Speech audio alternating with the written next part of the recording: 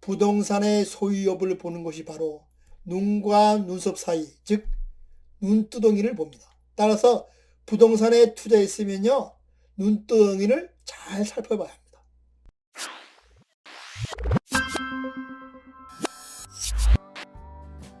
안녕하세요. 고전의 한수 엄태범TV입니다. 오늘 고전의 한수는요, 부자의 관상, 눈두덩이는 부동산이다, 이런 주제를 가지고 말씀을 드려보겠습니다. 화폐 경제가 발달하지 않은 봉건 시대에는요, 자식에게 물려줄 수 있는 것은 유일한 재산인 농과 밭이었습니다. 즉 부동산이었습니다.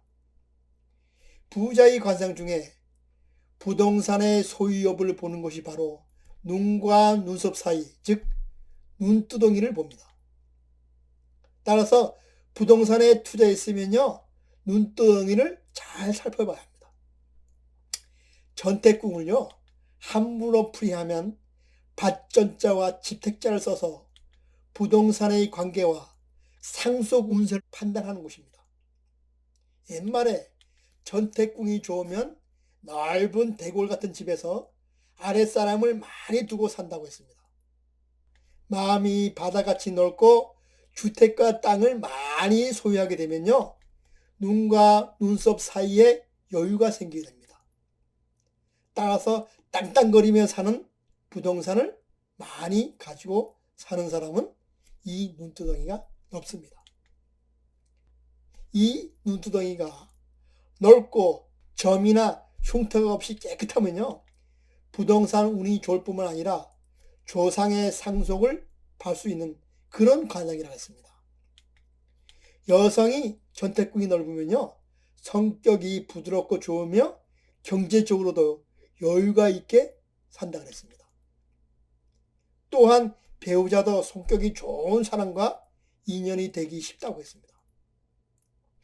태어날 때부터요, 쌍꺼풀이 있는 사람은요, 전태궁이 넓은 곳으로 간주합니다. 따라서 부동산 운이 좋다고 말씀드릴 수가 있습니다. 현대 관상학에서는요, 넓은 눈두덩이를 가진 사람은요, 배려심이 있는 사람이라고 합니다. 광에서 인심이 난다는 말이 있습니다. 이런 사람은 경제적인 여유가 있어서 베풀고 살아서 결국 배려심이 생긴다는 그런 말입니다. 방송에서 제가 되풀이해서 말씀드리지만 일부 시청자분들이 서양인들은 전태궁이 다 좁은데 어떻게 된 겁니까? 라는 질문을 많이 합니다. 서양인들의 관상을 볼 때는요, 히포크라테스가 연구한 골상학이라는 학문이 별도 있습니다. 따라서 서양인의 관상을 볼 때는요, 골상학을 기준으로 별도를 봐야 합니다. 왜냐하면 신체 구조와 혈색이 동양인하고 다르기 때문입니다. 우리가 지금 공부하는 이 관상학은요, 원래 중국에서 한족을 상대로 2000여 년간 연구한 통계적인 학문입니다. 따라서 외국인의 얼굴을 획일적으로 동양학의 관상에 접목하는 것은요, 구조적으로 맞지가 않습니다. 따라서 이 관상학을 볼 때는요, 한족, 즉 한국과 중국, 싱가포르 등의 민족을 상대로 보아야 보다 정확히 볼 수가 있습니다. 이어서 말씀드리지만 전태궁의 표준 넓이는요, 눈과 눈썹 사이에 눈 하나 정도 들어가야 표준 넓이로 봅니다. 관상학에서 눈과 눈썹 사이가 넓은 것은 괜찮으나 이 사이가 너무 좁은 것은 좋지 않다고 기록되어 있습니다. 눈두덩이, 전태궁이 지나치게 좁으면요, 한 일이 잘 풀리지 않는다고 했습니다. 주역의 소가 괴라는 괴사예요. 미룬불운하는 말이 나옵니다. 비가 오기 전에 잔뜩 먹구름만 끼고 비가 오지 않는 아주 갑갑한 상황을 일컫는 말입니다. 관상학에서는요, 흔히 눈썹을 구름이라 그리고 눈을 태양에 비유하고 합니다. 눈썹과 눈 사이가 지나치게 좁으면 마치 구름이 태양을 누르고 있어서 비가 내리지 못하는 아주 갑갑한 상황과도 같다 그랬습니다. 그러나 전태궁이 좁더라도 전태궁이 탄력이 있거나 밝은 기색을 보인다면요, 자수성가하는 관상으로 큰 재산을 일으킨다고 했습니다. 전태궁이 좁으면 신경이 예민하고요, 잔 걱정을 많이 하는 편입니다. 반대로 전태궁이 너무 넓으면요, 미래에 대한 준비가 부족하고 꼼꼼함이 부족해서 매사 적당히 넘어가려는 그런 경향이 따랐습니다.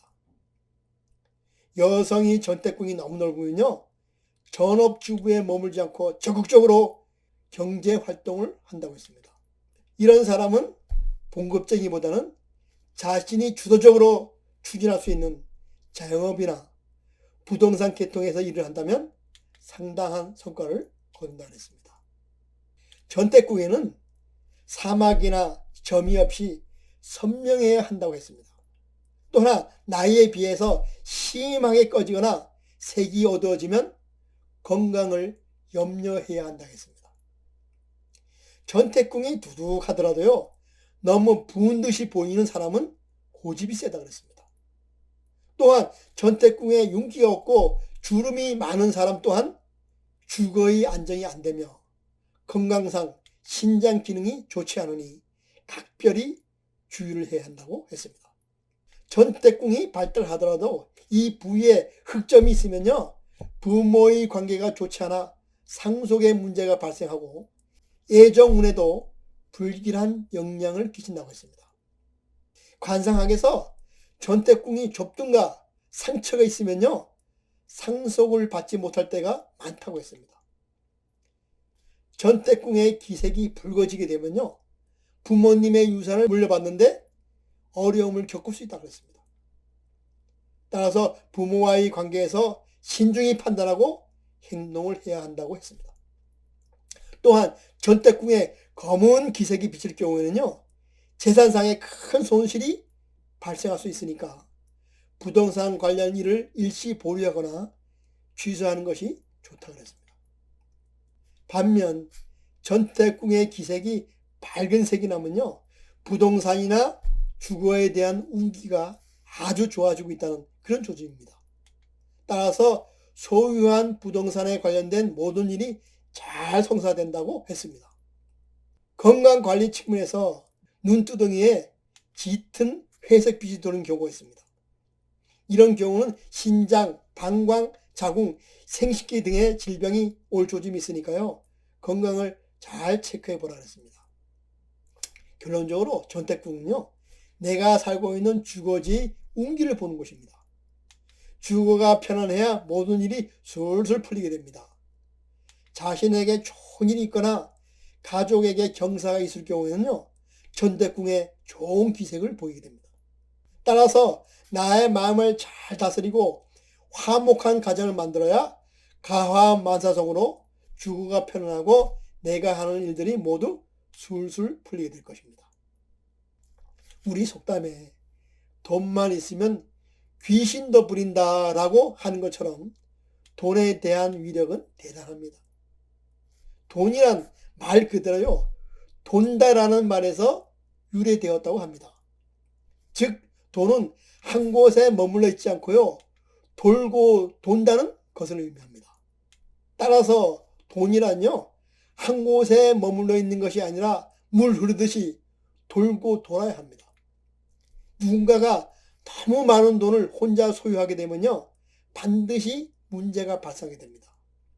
전기는 음극과 양극으로 된 자기장에 의해서 만들어집니다. 이런 에너지 장애는요, 돈에도 작용합니다. 따라서 돈이 돌지 않고 고이면 강력한 자기장이 주위에 몰려들어서 위험해집니다. 따라서 어느 정도 돈이 모이면요, 마치 물이 흐르듯 적당히 돈을 쓰고 베풀면서 살아야 합니다. 그럼 오늘 고전의 함수는요, 여기서 마치고 다음 시간에 다시 찾아뵙도록 하겠습니다.